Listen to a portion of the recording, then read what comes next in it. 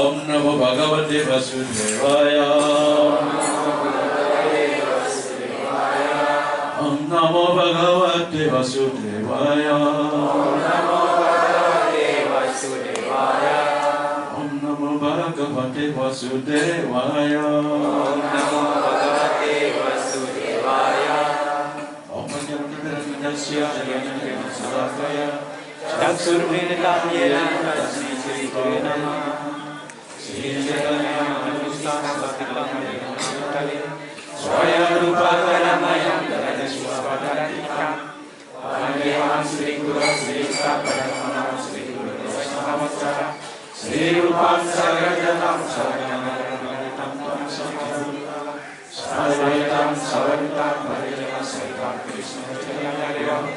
Sri Radha Krishna Pada Sagana Adita Sri Sakamata. He Krishna Karuna Sindhu Dinabandhu Jagapati. Gopisa Gopika Kanta Radha Namaste. Rakta Kancana Gaurangi Radhe Vrindavaneshwari. Vrishabhanu Sudre Devi Pranamami Haritri. Panca Kalpatarubhyascha Kripa Sindhubhya Devacha. Paritanam Pahidyo Dosandhyo Namaha. Jaya Sri Krishna Chaitanya Prabhu Nityananda. Sri Advaita Gadadhara Srivasadi Gaura-Bhakta.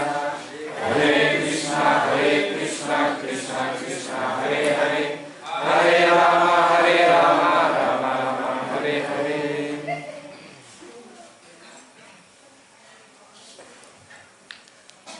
Hare Krishna. Malam ini saya ditugaskan untuk menyampaikan beberapa hal sehubungan dengan tata puja untuk hari pertama di tahun 2018 ini.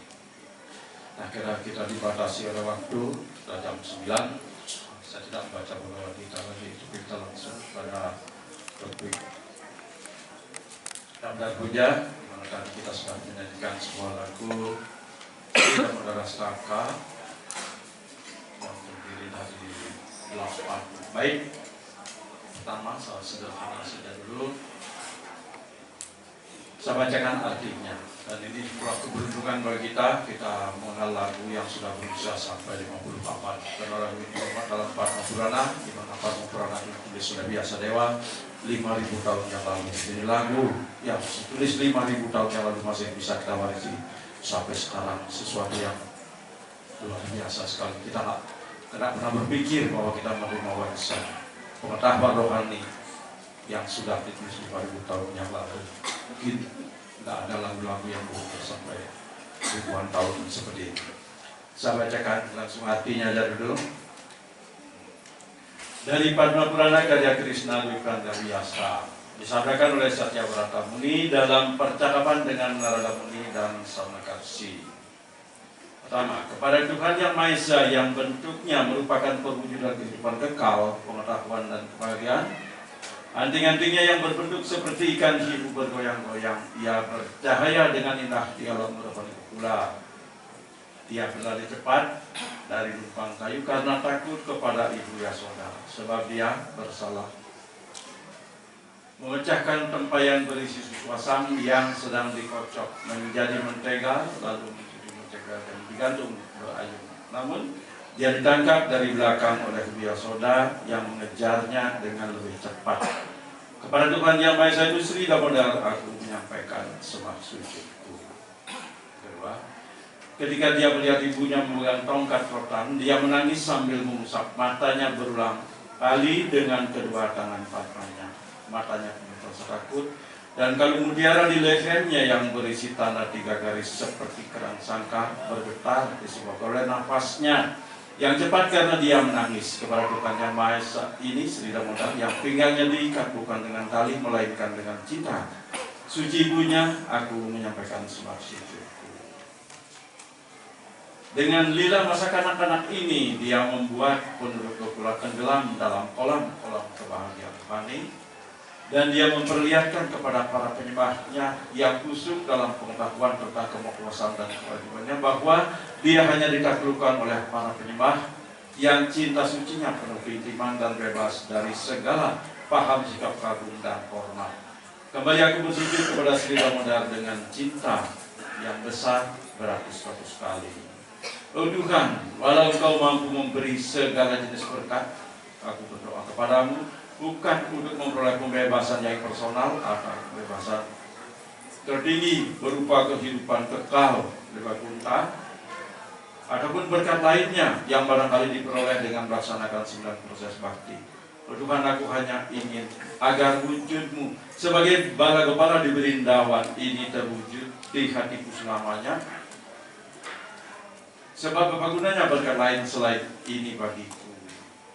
Oh Tuhan, wajah Padmamu yang dilingkari oleh rambut halus berwarna hitam kemerah-merahan diciumi berkali-kali oleh Ibu Yasoda dan bibirmu berwarna merah-merahan laksana buah bima. Semoga bayangan wajah Padmamu ini terwujud di hatiku selamanya. Ribuan berkat lainnya tiada berguna bagiku. Oh Tuhan yang Maha Esa, aku bersujud kepadamu. Oh Damodar, oh Ananta, oh Wisnu, oh Tuhan, oh Tuhan.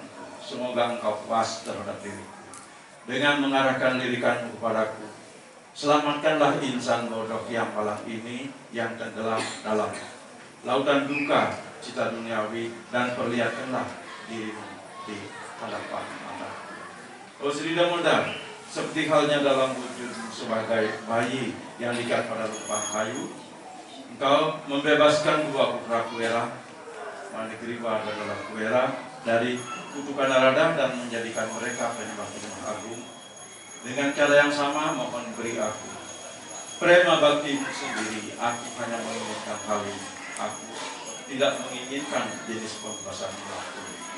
Oh Sri Damodar, pertama-tama aku bersujud kepada tali cemerlang yang mengikat perutmu, lalu aku bersujud kepada perutmu yang merupakan tempat bersandar seluruh alam semesta. Aku bersujud dengan rendah hati kepada kekasihmu kita Srimati Radharani, dan aku bersujud kepadamu, Tuhan yang Maha Esa, yang memperlihatkan lila yang tiada terhingga. Demikian arti lagu-lagu yang biasa dibaca oleh anak-anak secara bergiliran. Jadi salah jepang sedikit tentang bulan Bulan Damodar adalah bulan yang sangat bertuah bagi para penyembah Krishna. Biasanya bulan ini jatuh pada bulan November. Selama bulan ini para penyembah Krishna melakukan pemujian kepada Tuhan Sri Krishna dalam wujud Krishna sebagai anak-anak yang dikenal dengan nama Damodar, yakni Krishna yang perutnya diikat oleh sudah tali pada lubang kayu. Para penyembah Krishna mempersembahkan lampuki setiap hari sambil mendengarkan manisnya lila Krishna sebagai anak yang nakal saat Krishna diikat oleh Yasoda karena telah mencuri mentega. Nah, penting lila Krishna ini ialah bahwa Tuhan mencuri hati para penyembahnya, dan hanya para penyembahnya yang dapat mengikat Tuhan di hati mereka. Jadi pada bulan Damodar ini para penyembah Krishna memusatkan pikiran pada permainan indah yang diperlihatkan oleh Tuhan Yang Maha Esa bersama ibunya yang tercinta, Yasoda. Yasoda adalah mereka Tuhan Yang Maha Esa yang dekat sebagai ibu Krishna, dan cinta kasihnya kepada Krishna dimuliakan selamanya. Pada bulan ini orang yang setiap hari memuja Sri Damodar dan menyanyikan doa yang bernama Sri Damodar dapat memikat hati Sri Damodar. Bulan Damodar, kemudian manfaatnya sudah banyak diisi oleh Maharati tadi, saya tidak bacakan manfaat. Dalam kesempatan ini, mengapa saya pulang membaca, biasanya dibaca oleh anak bergiliran. Ini untuk menambah meditasi kita dalam pelayanan kepada Sri Damodar. Nah, dalam kesempatan ini saya mencoba mengingat apa yang pernah saya dengar di rumah mudah-mudahan acara ini. Nah, di sini Satya Brata yang membacakan, yang mengajarkan doa itu. Nah, kemudian dijelaskan, yang disebut adalah Ibu Yasoda. Nah, Ibu Yasoda adalah sosok penyembah agung yang karena sesuatu dan hal tepatnya karena permainan rohani atau lila, beliau dibuat oleh yogamanya untuk lupa bahwa Krishna adalah Tuhan Yang Maha Esa. Disebutkan bahwa Tuhan sendiri tidak bisa menyembunyikan dirinya di hadapan penyembah murninya. Tuhan sendiri tidak bisa menyembunyikan dirinya di depan penyembah murni, karena penyembah murni itu senantiasa melihat Krishna ada di mana-mana. Dimanapun Krishna berada, penyembah itu tahu. Tetapi Bu Yasoda sebaliknya tidak pernah tahu bahwa Krishna itu adalah Tuhan. Ini adalah lila. Bahkan dijelaskan dalam salah satu cerita, Maharani Bhakti Jiwan pernah menjelaskan bahwa ketika Brahmana Cebol, sebuah warna ya, turun ke dunia ini, satu kejut mendengar ceritanya bahwa beliau itu ada permainan saling tipu dengan Bali Mahara. Saling tipunya di sini, tapi dalam konteks lila. Krishna ingin menunjukkan wujud beliau yang cebol itu meminta 3 langkah, sedikit sekali rasanya, tapi dalam waktu yang sama Bali Mahara sudah tahu bahwa bapaknya itu adalah Tuhan sendiri. Sehingga karena sekarang Tuhan hadir, saya harus menggunakan kesempatan ini untuk mendapatkan karunia sebanyak-banyaknya. Hidup itu saling itu karena penyembah itu tahu bahwa dimanapun Krishna itu berada, dimanapun Tuhan berada, itu tahu. Tapi Ibu Yasoda tidak pernah tahu bahwa Krishna itu adalah Tuhan. Kita tak ngerti, jadi terjadi kontradiksi antara pernyataan bagaimana Tuhan itu berada, penyembah itu pasti tahu, tidak bisa bersembunyi. Tapi Ibu Yasoda nggak tahu kalau Krishna itu Tuhan. Penjelasannya, kalau Ibu Yasoda itu tahu bahwa Krishna itu Tuhan, bahwa Sri Madhura itu Tuhan, maka cintanya yang spontan dari seorang ibu kepada anaknya itu tidak akan terjadi. Bagaimana kalau tahu anaknya Tuhan, beliaunya tidak akan menghukum. Pada hukuman yang diberikan oleh penyembah murni dinikmati oleh Krishna sendiri. Dinikmati oleh Krishna sendiri. Jadi begitulah Sri Damodara Tuhan Yang Maha Esa turun ke dunia untuk menikmati, merasakan pelayanan yang spontan dari penyembah yang murni. Ibu Yasoda dalam hubungan orang tua dengan anak. Bahkan Krishna sendiri menyatakan lebih puas, lebih berbahagia, lebih senang, lebih menikmati kalau beliau menjadi anak penyembah dibandingkan dengan menjadi orang tua penyembah. Soal ada pernah pertanyaan kenapa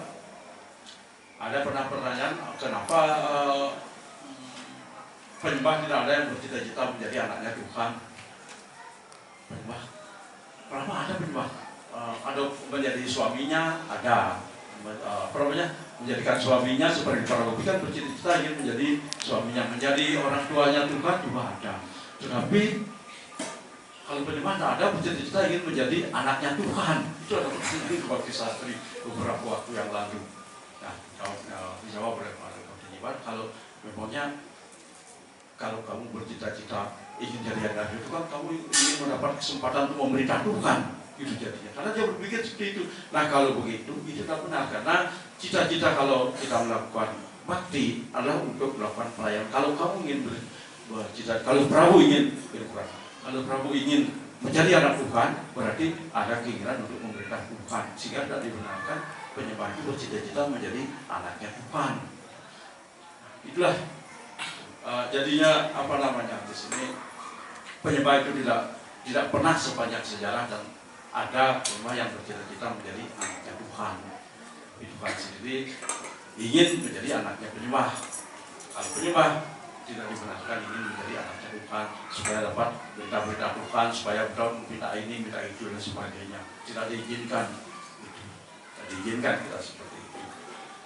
Nah itu hubungan Ibu Yasoda yang spontan seperti itu. Dia dibuat oleh Yoga Maya supaya bisa mendapat pelayanan secara spontan bagaimana seorang ibu memperlakukan anaknya. Nah, sehubungan dengan kata Damodar di sini kita sudah tahu artinya dhamma dan Damodar itu berasal dari kata dhamma dan udara. Dhamma itu artinya tali dan udara itu artinya perut. Udara itu artinya perut, makanya di dalam bahasa Indonesia ada istilah saudara. Satu-satu udara itu artinya perut. Jadi yang berasal dari satu perut baru bisa kita sebut saudara. Dalam bahasa Indonesia datangnya dari bahasa Sanskerta, saudara. Kemudian ada Wrikodara. Bima disebut Wrikodara, Wrika artinya serigala, udara itu artinya perut. Jadi Bima itu dikatakan perut serigala. Karena kuat beliau besar, tapi kuat pula melakukan tugas-tugas berat. Jadi Wrikodara. Damodara berarti perutnya diikat dengan tali, dijelaskan seperti itu. Bagaimana beliau sampai diikat dengan tali? Kita sudah sering mendengarkan ceritanya.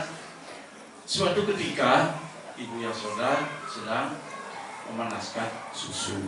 Dalam waktu yang lama, ketika Krishna masih kecil, ketika masih menyusu, kemudian pada waktu itu Krishna sendiri ingin supaya ibunya itu perhatiannya sepenuhnya untuk Sri Damodara, untuk beliau sendiri.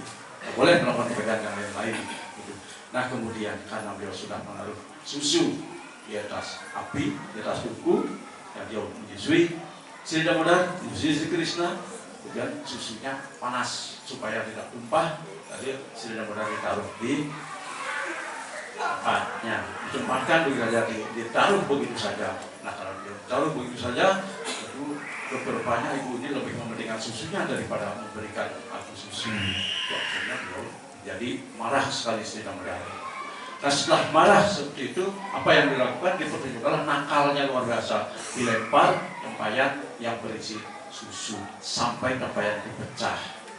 Sampai ibunya nggak tahu karena ibunya sedang urus susu yang sedang panas. Gitu. Nah setelah melihat susunya di apa namanya sudah diatur sedemikian rupa, balik ingin menyusui Sri Damodar, tapi tidak ditemukan. Lalu dilihat, kemana bu anak saya, kemana Krishna ini? Nah setelah kemudian diperhatikan, akhirnya bisa diketahui di sini ada deretan susu, ini ada deretan mentega. Akhirnya pasti di sini. Dicari, ternyata dilihat oleh ibu. Ya sudah, Sri Damodar sedang menikmati susu asam dan memberikan gula pada monyet-monyet peliharaannya. Monyet-monyet peliharaan itu diberikan seperti itu. Nah kemudian melihat hal seperti ini, Ibu Yasoda ingin menangkap anaknya, ingin berikan hukuman karena melakukan kesalahan sampai memecahkan tempayan yang berisi susu asam. Nah, melihat ibunya sudah parah, Sri Krishna berlari. Ibu dilukiskan dalam buku Krishna Book, bagaimana seorang ibu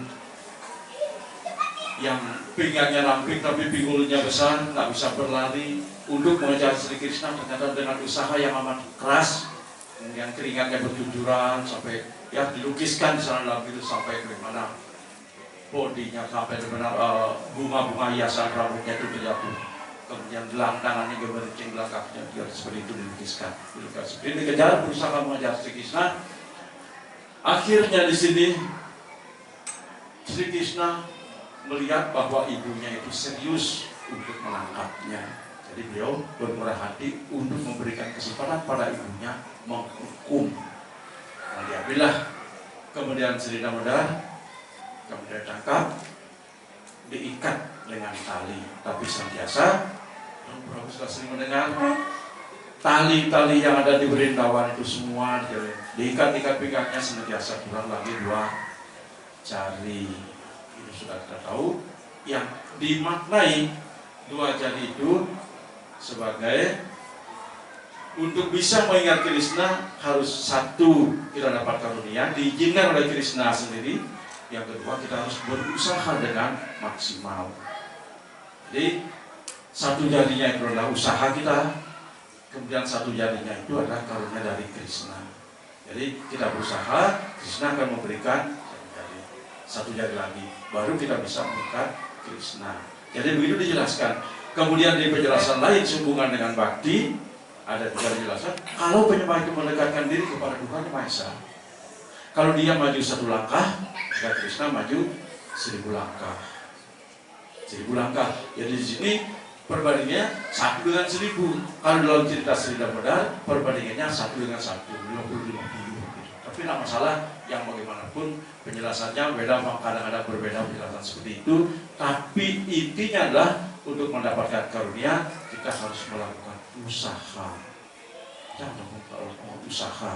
Dan bulan Kartika yang dimaksudkan di sini, kalau kita melakukan usaha di bulan Kartika, manfaatnya bisa berlipat-lipat. Dijelaskan dalam manfaat melakukan puja. Maka ada saya baca dari buku yang ditulis oleh Maharaj di Utama tentang lila Sri Damodar. Ada diceritakan di sini pasal lama. Seorang Brahmana bernama Dewa Syama yang mempunyai seorang putri. Beliau juga memiliki seorang murid. Ya, jadi Dewa Syama itu seorang Brahmana, memiliki seorang putri, punya pula seorang murid. Gitu. Nah, beliau hidup dalam keluarga yang sedemikian ideal sekali, karena putrinya juga seorang putri yang berkualifikasi, kemudian muridnya juga murid yang berkualifikasi. Kemudian Dewa Syama, sang guru dan sang ayah dalam hal ini, berusaha untuk menikahkan muridnya dengan putrinya, dan usaha itu benar-benar bisa diwujudkan. Akhirnya dinikahkanlah putrinya dengan muridnya. putrinya bernama Gunawati, disebutkan muridnya bernama Chandra. Dan murid itu sangat menghormati gurunya, dan dia melayani dengan penuh cinta kasih dan menganggap sudah gurunya seperti ayah kandungnya sendiri gitu. Nah, setelah menikahkan putrinya sebagai seorang brahmana, sebagai seorang guru spiritual, kegiatan sehari-harinya adalah melakukan puja. Suatu ketika dia mencari peralatan sarana-sarana puja termasuk untuk usaha.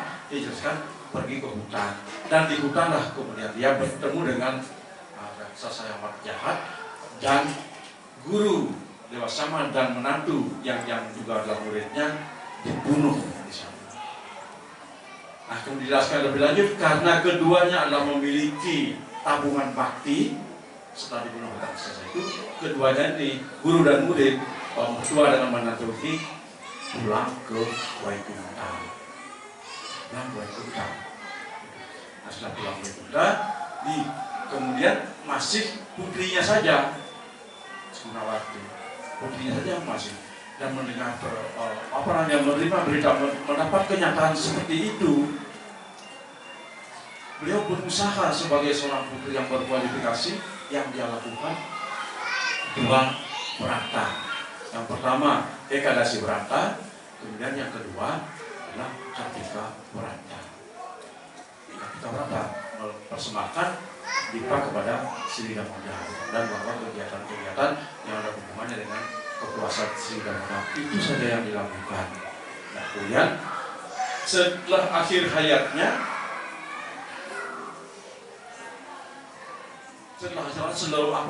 setelah lama dia sebelum akhir hayat dilukiskan di Citra Bulan, beliaunya juga mengalami sakit yang berat sampai yang terakhir menjelang ajalnya itu sudah melihat bahwa beliau dijemput oleh pesawat dari dunia rohani, dan beliau mendapat pula karunia pulang ke dunia rohani dengan melakukan dua berata tadi, Ekadasi berata dan juga dengan Kartika berata. Nah, kemudian peristiwa ini terjadi jauh sebelum Krishna turun ke dunia. Sehingga kemudian ketika Krishna turun ke dunia 5.000 tahun yang lalu, ketiga sosok pribadi ini dapat pula kesempatan untuk turun ke dunia menemani Sri Krishna dalam lila beliau 5.000 tahun yang lalu. Gunawati menjadi Satyabhama, kemudian ayahnya menjadi ayahnya Satyabhama, siapa namanya?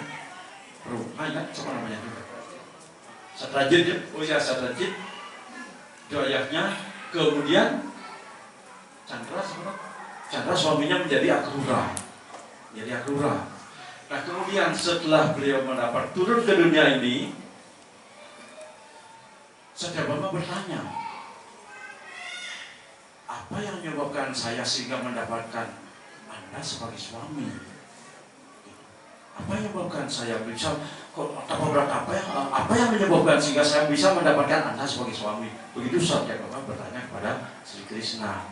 Lalu Sri Krishna menjawab bahwa Anda mendapatkan saya sebagai suami karena Kartika berata.